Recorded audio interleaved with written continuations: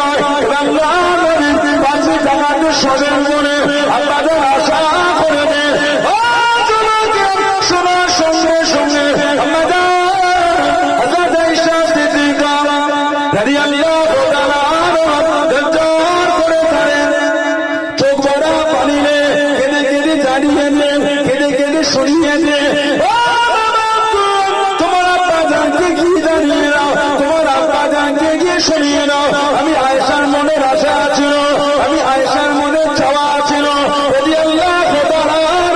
আল্লাহর কাছে জাগাতে শোব, স্বামীর পাশে শোব, বাপের কাছে শোব, বাপের পাশে শোব, স্বামীর কাছে শোব। তোমার আব্বা জানতে কি জানিয়ে দাও, তোমার আব্বা জানতে এত আশা করে করে বাঁধিয়ে নে। আমি আয়েশার শোব না, আমি আয়েশার শোব না, আমি আয়েশা জাগা করা তোমার আব্বা জানকে দিয়ে দিলাম। তুমি বলুন সুবহান, আর একটু বলুন সুবহান।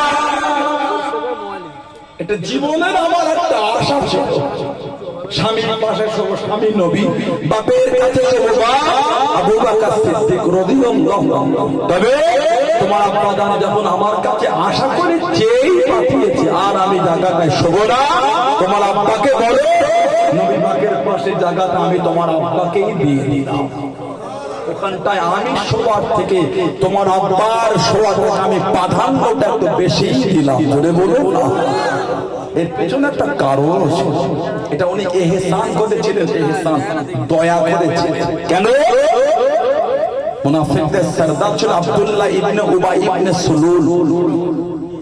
আমাদের মা হযরত আয়েশা রাদিয়াল্লাহু তাআলার নামে জিনার একটা তহমত দিয়ে মদিনা শরীফে লুটিয়ে দিয়েছিল।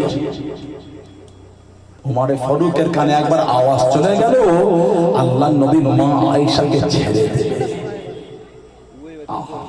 উমর ফারুক ছুটেছেন নবীর কাছে, সামনে দাঁড়িয়ে আর রাসূলুল্লাহ, হুজুর হযরত আয়েশাকে আপনি ছাড়বেন না, ওই বাড়িটার কান্নাটা বন্ধ হবে না।